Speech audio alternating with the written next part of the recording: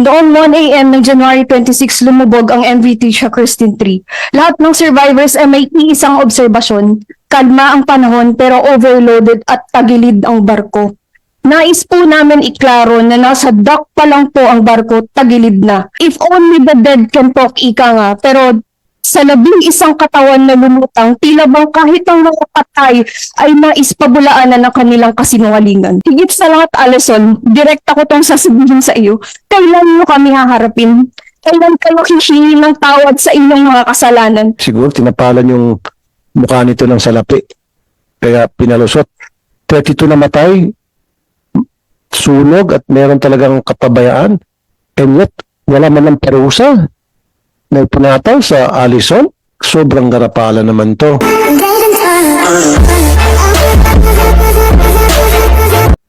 First and foremost, I would like to express my deepest condolences to the families of those who perished, to those who remain missing, and to all passengers and crew members who endured this harrowing ordeal. Noong pang January 28, nag-public hearing ang Committee on Public Services at isa po sa tinalakay ko doon ay ang paglubog ng MV Tricia Christine 3 noong January 26. Base po sa reports, mayroon pong 316 survivors, 52 na namatay at hindi malamang eksaktong bilang ng missing persons. Last Tuesday, February 3, with the initiative of our good colleague, Senator Robin Hood Padilla, I was able to personally speak with some of the sunken Roros survivors. Ang dami nilang naibahaging problema tungkol dito sa paglalayag at kalaunay paglubog ng MV Tricia Christine 3. In fact, as a result of my conversation with them, we are here today to get to the bottom of this, to determine where responsibility and liability may lie, and assess whether existing laws, safety protocols, and enforcement mechanisms were properly followed. This is about accountability. We would like to know if the vessel was seaworthy at the time of departure. Were the limits strictly enforced? Were safety equipment and emergency procedures adequate and functional? Did the regulatory agency fulfill their mandate of inspection? We owe this especially to the Filipinos who rely solely on maritime transport between our islands. Sa totoo lang po, this is not an isolated incident. For too long, maritime tragedies have followed a painful and familiar pattern. Disaster, public outrage, investigation, promises of reform, and then wala na, silence, until another tragedy strikes. We do not want this cycle to continue.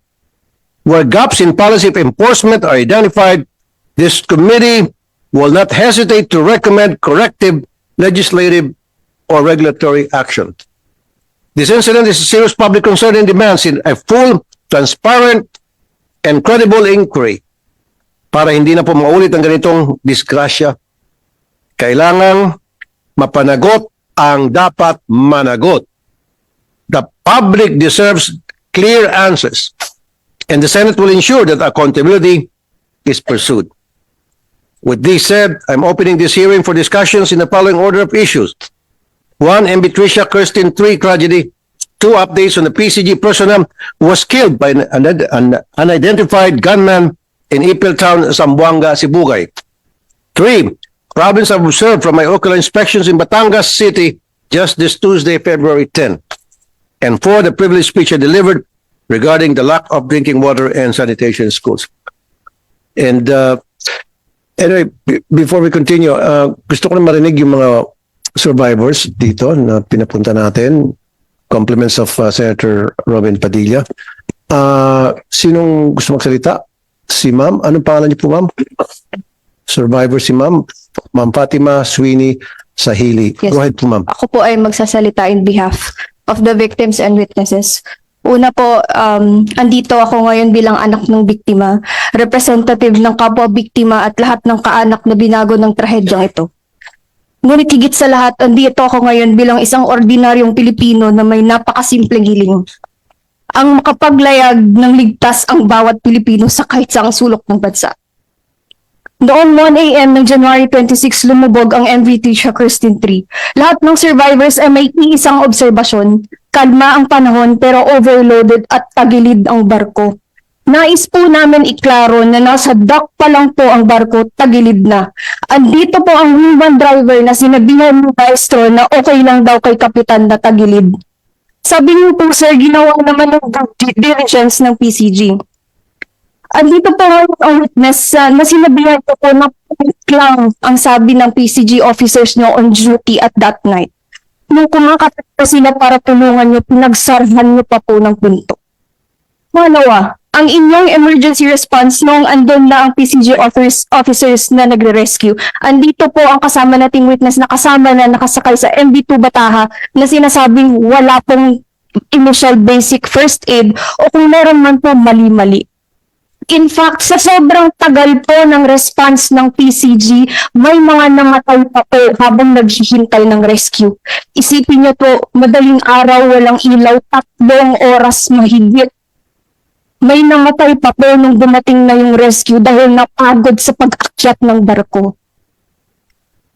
Sinundan pa ito ng kanilang pahayag ng 10 lamang ang missing noong January 27. Pangalawang kasinungalingan. Sa araw na din iyon, 11 katawan ang na-retrieve ng private search operations na nandito po sa tabi ko. If only the dead can talk, ika nga. Pero sa 11 katawan na lumutang, tila bang kahit ang mga patay ay naispabulaanan ng kanilang kasinungalingan. Noong umaga ng January 28, inanunsyo ng PCG na technical divers are now deployed. Ngunit ang kanilang ng mga barako ay galing sa paghahanap ng missing sabongeros ng Taal Lake. Hindi po kami mangmang. PCG, meron na ba kayong pinagtatakpan? Hindi na po ito bago sa Alison, tulad po ng sabi ni Senator Tulfo na 32 maritime incidents. Nangyari ang paghirab ng MV3 na kumukuha ng sa buhay. Ang investigation reports na galing sa Sir Marina ay sinasabi na ang Alison at substandard ang mga gamit. Ang tanong namin, anong nangyari pagkatapos ng investigasyon? Nasuspindi ba ang Alison? Napatawag ba ito ng akmat kaperosuhan? Wala kami talaga sa binigay na 3 billion cash assistance ng Alison. Marina, anong ginawa niyo nung panahon na yun? At Marina, anong ginawa niyo nung panahon nito? Maglayag at mag-operate ang korporasyon na ulit-ulit nilalagay sa panganib ang pasahero nila. Kinakalawang barko, yun serve namin. Para sa PCG at Marina, hanggang rin sa pwesto na lang ba yung kaya? Ilan pa ang kailangang katawan na lumutang para preserve ang inyong conclusions? Respected agencies, simplihan na lang po namin. Lahat ng rescued, kinumpara namin sa manifest at nagulat po kami sa resulta. Out of 200 rescued, this is from the data of the City Disaster Risk of Basilan and Cebuanga, 175 ay wala sa manifest. In other words, 57% of the rescued is unlisted. So ano na pong natira, ano na pong nangyari doon sa 201 couples of passengers na wala na po tayong balita? We challenge the agencies here today to contest and prove to us that we are wrong. Please do so. Sabi ng mga crew, nag-i-inspection kayo, nag-inform po beforehand ang Alison na darating kayo. Kaya hindi to its point ang pag-inspection nyo.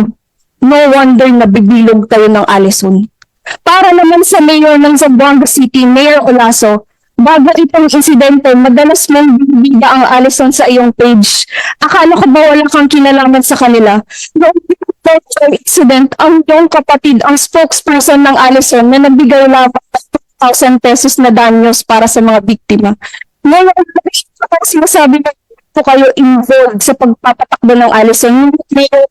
Bakit empleyado ng LGU ang nag-release ng pera na galing daw sa Alison? Bakit nag-release ng 10,000 pesos cash assistance ang Alison ay magdadagdag ng 1,000 at sasabihin galing kay Mayor? Sinasabihan pa ng mga empleyado mula po ang kami victims dahil nakatanggap na kami ng 40,000 pesos cash assistance. Sabi niyo pa, nandito po yung witnesses namin, mukhang adik yung mga dinala ng survivors, ayaw natin na totoo silang biktima. Silang incident nito, bakit galaw ng Allison kasama ang LG? Higit sa lahat, Allison, direct ako tong sasabihin sa iyo, kailan niyo kami haharapin?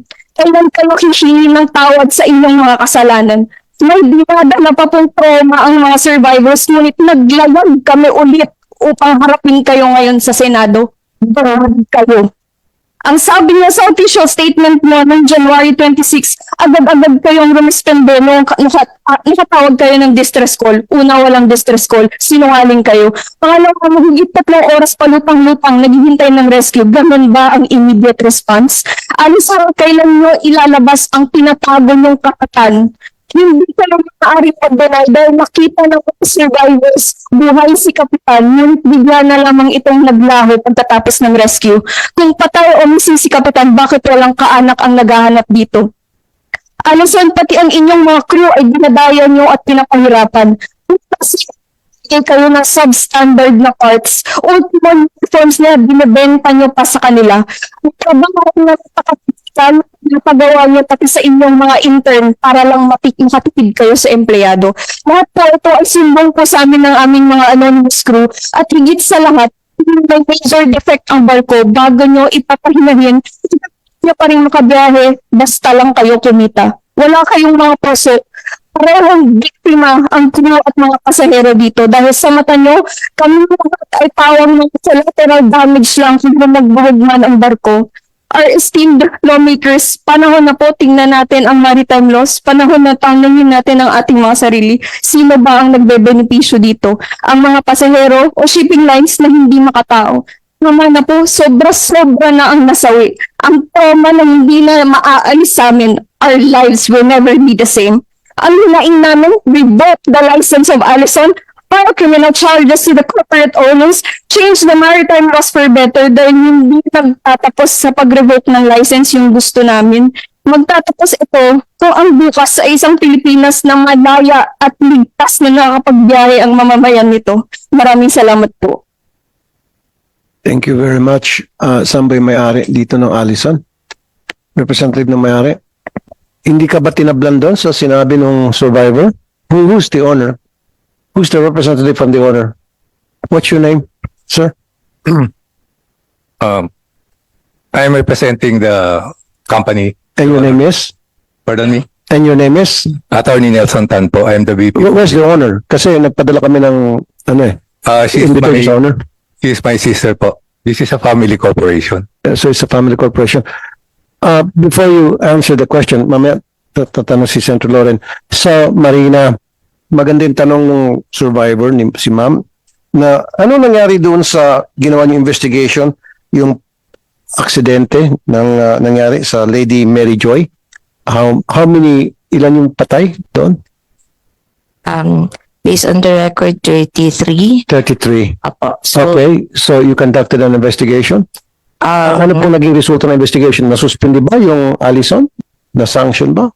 wala pong suspension. Wala. They may po, of course, there's no excuse. I assume as administrator in December 23, the accident happened in March 2023. Based after this incident, we reviewed the documents. There was a safety investigation and safety recommendation. Unfortunately, the administrative investigation was not conducted. Why? So meaning, the determination of accountability and liability was not Who was the administrator at that time? Attorney Fabia. Fabia. So now I have started the administrative process as well for those assigned to conduct the administrative. Administrator, ma'am, I want cases filed, criminal cases filed against those inspectors, the investigators, the people that investigated yung aksidente sa Lady Mary Joy. Yes, sir. I would assume that they're still working sa Marina, right? Yes po. So I need the names of those people and I need criminal cases filed against these people. Even kay Fabia, kahit wala na siya, dapat gusto ko makasuhan to. DOTR. Initiate yung pagpa-file ng case against the former administrator. Hindi pwede. Kita mo, hatang nalagyan si Fabia, nasampal ng pera to, siguro tinapalan yung mukha nito ng salapi. Kaya pinalusot. 32 na matay, sunog at meron talagang kapabayaan. And yet, wala man ng parusa na ipunataw sa Allison. Sobrang garapala naman to. Dito makikita talaga itong Marina, hindi lang pala inutil, kurap pa. Ano pa masasabi natin doon, ma'am, kung hindi kurap? Kasi kung hindi kayo kurap, saka hindi kayo inutil, sana na-sanction na itong Allison, nakasuhan na. Wala, insulto sa mga victims. See? Kung hindi pala pumunta rito yung mga witnesses, hindi ko pa malaman, hindi pa namin malaman, hindi pa malaman ng publiko na wala palang kasong pinail. Kahit man ang admin case against Allison dahil dun sa sa aksidente sa Lady Mary Joy. Okay, DOTR, I want cases filed against these Yes, Mr. Chair. people sa sa Marina na nag-investigate. Apo, Mr. Chair. Maging yung former administrator, sampahan ng kaso yun. Sa susunod na hearing, COMSEC, we'll invite yung mga personnel na nag-investigate dun sa Lady Mary Joy at saka yung si former administrator. I want him invited. Okay, Mr. Chair. go ahead, Senator Lauren. Thank you, Mr. Chair. Unang-una po kami po ay nakikiramay sa mga pamilya ng mga nasawi sa trahedya at pangalawa po, nagbibigay po ng pahayag din ng aming suporta sa mga survivors. Ano bang ahensya ng gobyerno o pribadong sektor ang dapat nagbibigay ng tulong sa pamilya ng mga nasawi at sa pamilya ng mga survivors? DSWD na naman? Is it the private company? Is there a provision under PCG for accidents like this? Can anyone answer? Alam ka naman DSWD AX na naman ito. And Mr. Chair, I've been sitting here since 1998. Hindi po ito ang isang beses lamang or kauna-unahan. Ito po ay bad habit. Bad habit ng kapabayaan ng mga ahensya ng gobyerno. You know it, you've been exposing it when you were still in the private sector as well, long before you became senator. Ang mga investigasyon ng mga sea tragedies ay hindi lamang dahil sa climate or weather conditions, kung talagang aksidente, ay maliwanag na kapabayaan ng DOTR, PCG, at Marina. Hindi ko sinasabing sa lahat ng panahon mula nang naseksihan ko noong 1998, pero kadalasan kapabayaan, una, sa overloading ng passengers. Pangalawa, sa overloading ng cargo. Number 3, sa desisyon kung magpapalayag, maganda bang panahon or maski magandang panahon kung meron bang namomonitor ng malaking mga waves, at pang-apat, yung seaworthiness ng mga vessels. Ito kung iisipin nyo ay very basic kung ginagawa po ng PCG at ng Marina ang kanilang trabaho. Although na-discuss na po nyo at natanong kung nagbilang ba ng mga numero ng pasahero. On the record, pakiulit po, ano po ang maayos na paraan sa inyong pagbilang sa mga pasahero para siguradong hindi po overloaded? Ano rin ang inyong paraan para sukatin ang kargo na nakasakay? Sagot po ang ahensya ng gobyerno kung sino pong in charge. That's PCG, right? DOTR, PCG. Pangatlong tanong ay ang seaworthiness ng mga vessels, although na-discuss earlier, paano nyo nakikita kung seaworthy ba? Kung hindi lang kung ilang taon na yung vessel, maaring medyo bago pero may sira pala. Nagkaka-routine inspection ba? So, just on the record, DOTR, PCG, and Marina, please answer. Kasi kung bago kayo nakaupo dito, dati pa ganyan ang ugali. Kasi nga anything that is run by government, para bang ating mga batas, kasi sinabi, kailangan ng bagong batas, hindi na po batas ang kailangan. Kailangan ipatupad ang batas. Kailangan tayong mga Pilipino, itaas ang safety standards. Kasi ang ugaling, pwede na, baliwala, parang ginagawa rin laruan ang mga buhay ng mga tao. Tama po yung ating survivor dito. Karapatan lang ng pagpapalayag. The freedom to travel on sea. That's a basic right. Kaya lang, pabaya. Marina, DOTR, PCG. Maari pong sagutin yung aking mga simpleng tanong. Thank you. Okay, before you answer, Senator Robin Padilla has something to say. Apo, maraming salamat po, Ginoong Pangulo. Gusto ko lamang pong sundan yung tanong ng ating mahal na Senadora, Lauren Legarda. Kanina po kasi nabanggit ng ating Marina na meron daw pong third party na sila daw po yung nagka-classify at nagsicertify. Gusto pong malaman kung sino lang ito bilang sunod lang po doon sa tanong ni Senator Legarda. Sino po yung nagsasabi na ang isang barko, kahit na matanda na, kahit na po sinabi ng international standard po talaga yung 30 years na talagang dapat pinagre-retire na. Ito po nasa Hong Kong Convention mismo na sinasabi kapag ka 30 years, yun nga, may magse-certify kung yun ay okay pa. Sino po yun, ma'am? Sino po yung taga-certify po ninyo sa Marina? Pwede pong malaman yung pangalan kasi pati po yun dapat imbestigahan din.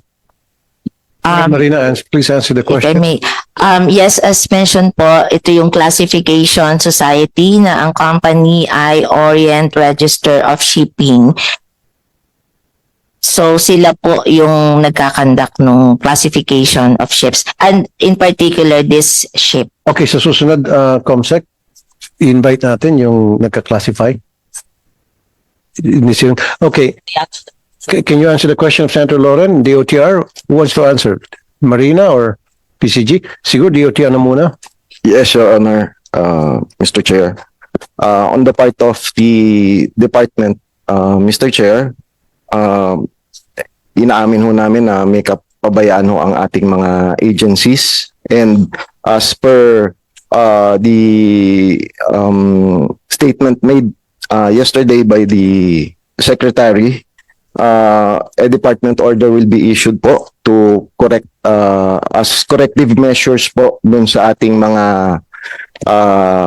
kapabayaan, like there will be a risk-based categorization po of ships. So katulad po ng nabanggit nyo kanina, Mr. Chair, ang inspection po ay gagawin na depending on high, medium, or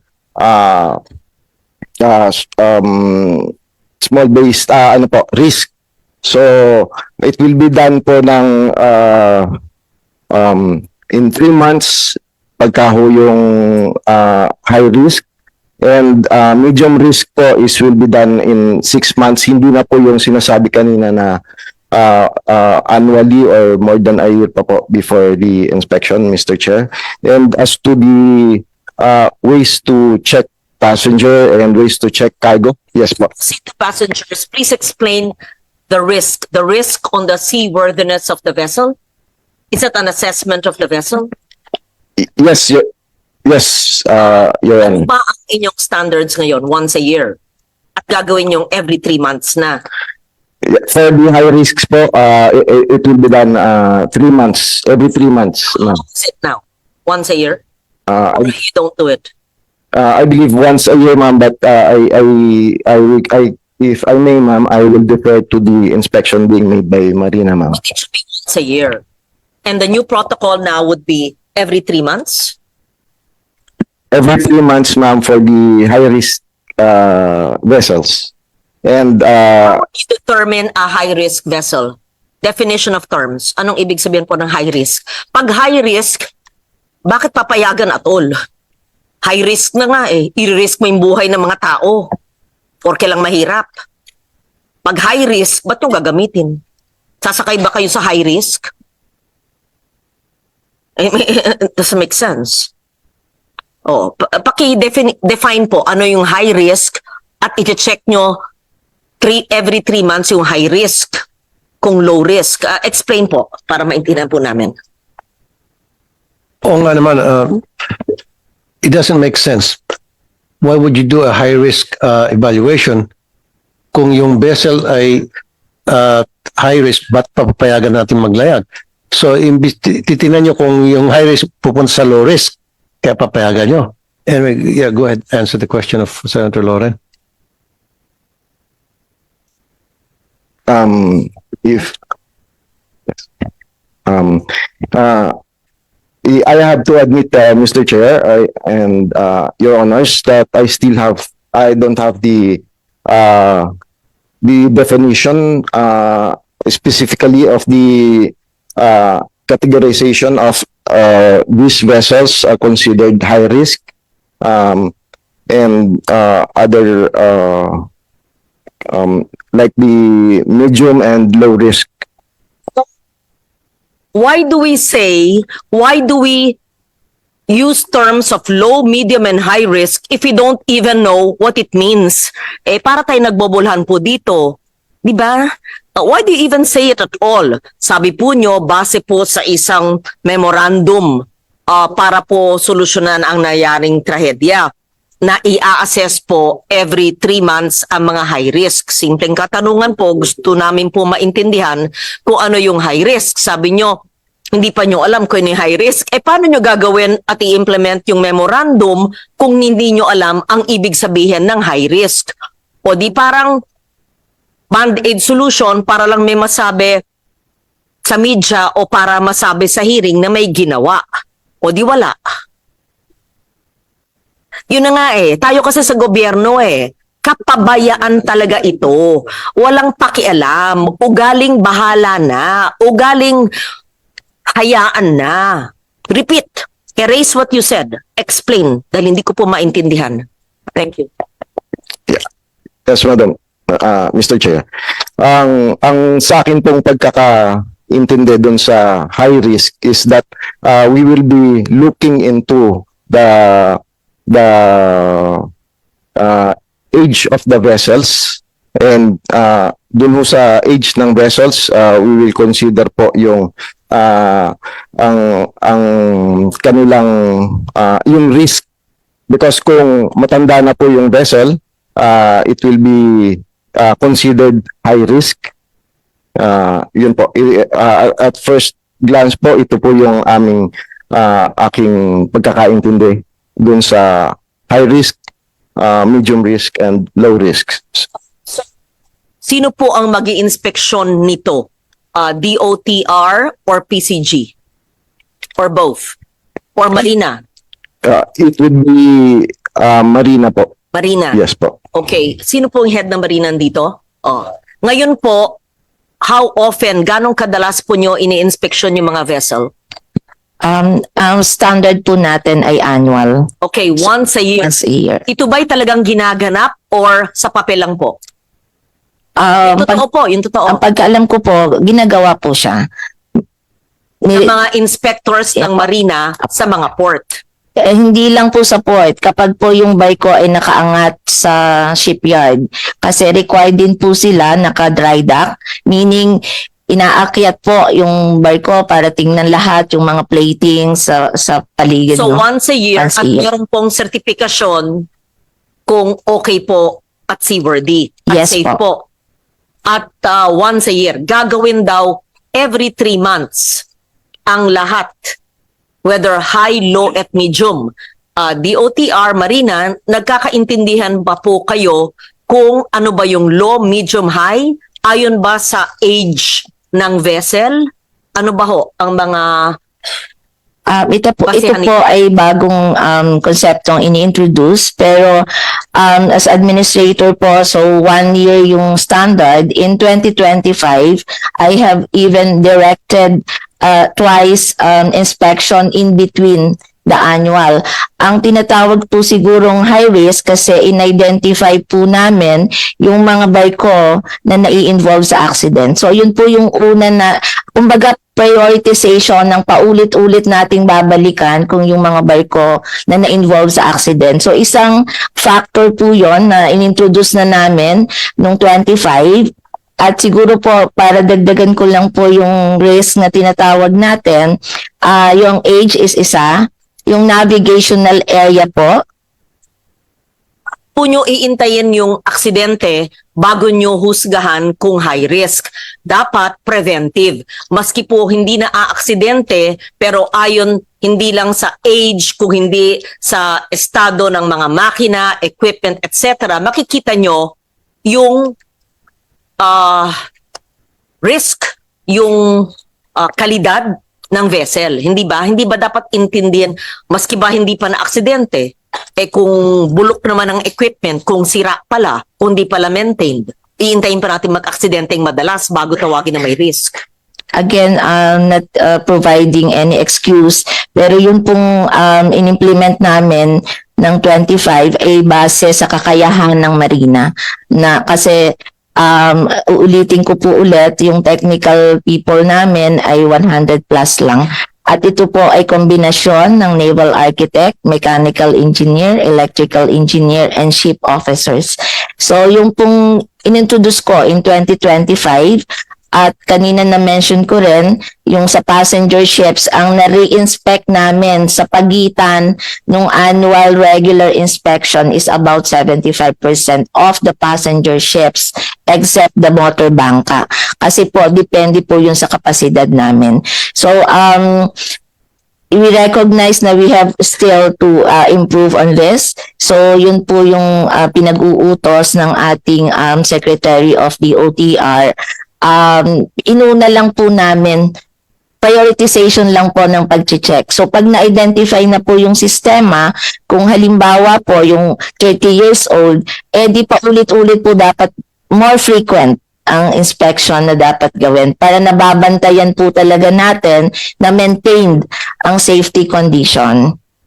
Ma'am, sabi po nyo, 75% lang ng passenger ships ang inyo na inspeksyon because of limited personnel. Is that what you're saying? And the 25% of passenger ships are not inspected at all? Yung 100% po na-inspect sila annual. Yung in between the annual period po, nakapag re-inspect, kumbaga na doblehan, na tatluhan sila ng inspection within the period of Are 1 these year. passenger and cargo? Passenger pa lang po ang tinutukan namin. So baka po doon nang galing yung high risk because of course maraming pasahero at mga talaga pong passenger ang kanilang operation. Ilan ba ang passenger ships na annual po nyong ini-inspeksyon? Yung malalaki po, ito yung 800 plus, pero meron po tayong mga mas maliliit, yung mga motor bangka na around 4,000. 4,000 motor bangkas and 800 passenger vessels. Yeah po. How many cargo? Hindi ko kabisado yung cargo, pero so ang passenger, total, 800. And the 800, talagang ini-implement po nyo ang annual check nito. apo, Sa 800 po ito, anong masasabi nyong high risk? Dahil luma, hindi maintained, sira equipment, whatever. ang isang observation, analysis of the data, may factor po talaga yung age. And of course, 800, sa alam po ninyo, base sa datos nyo, ilan po dyan ang high risk na masasabi nyo? ay wala po akong pagpatawad niyo, wala akong detalye ng breakdown po nitong 800. In addition lang po yung sa cargo, tanker, and other operation, we have around 20,000 po yung total natin sa domestic shipping. Nandyan po yung cargo, nandyan po yung tanker, nandyan po yung mga tugboats, nandyan po yung mga dredgers, and all other types of barko. So, ang mga ito po ay nai-inspect annually, and admittedly, ang hindi po minsan namin na-annual talaga yung mga motor bangka. Kasi nationwide po, napakarami nun, pero meron na po kaming pinag-usapan ng Coast Guard na tinutulungan po nila kami doon sa mga motor bangkas. Administrator, pardon me to interrupt. Anong ginagawa ninyo kapag na-determine ng inyong inspector ang isang barko bilang high risk? To be honest po ngayon, hindi pa talaga siya nakatag as high risk. Wala pa po kaming tagging na ganon. Teka mo, gumamit ka ng term na high risk, di ba? Sa bawat barko. So, hanggang salita lang pala, wala talaga kayong gawa. Sorry po. Yun po ay instruction ng department. Okay, Nire-relate ko lang sir. po dun sa Sagot aming lang. ginawa. So, pag na-determine ng mga inspector ng Marina na high risk yung isang barko, anong ginagawang aksyon ninyo? Mr. Chair, ito pong aming corrective measures is just being newly introduced, Mr. Chair. So, yun po ang So, corrective measures lang ang gagawin nyo? Hindi nyo suspend yung yung barko, yung operation ng barko? no, sir. Ang sinasabi ko po is ito Kasi pong meron kayong inspector na gagawa ng assessment dun sa barko, kaya nga meron kayong term na high risk. So, ang tanong ko nga, kung na-determina ng inyong mga inspectors, kasama ng engineer, kung ano pa, mga experts sa pagtitingin ng barko, na-assess na high risk yung barko. Pakisagot lang po, isang tanong, isang sagot. Ano po yung ginagawa niyong aksyon? yes, Mr. Chair. If I may, Mr. Chair, sasabihin ko lang po muna yung sa risk-based categorization po na nabanggit ko kanina. It is newly introduced po na it will be a department order will be issued to that. So, ibig sabihin, wala pa kayong decision as to ano ang gagawin ninyo doon sa mga barko na na-inspect nyo considered as high risk? Wala pa. Mr. Chair, dun ho sa high risk Sila, po- in layman's Yes, term, pag high risk ka, huwag ka nang bumiyahe, huwag na ipabiyahe. Yes, Mr. Chair. I am going into that po, Mr. Chair, because pagka ho nakita ho namin na high risk, hindi na ho namin papayagan na maglayag po yung barko. Ayun, ipinahaba niyo pa pong sagot niyo. Okay, sige.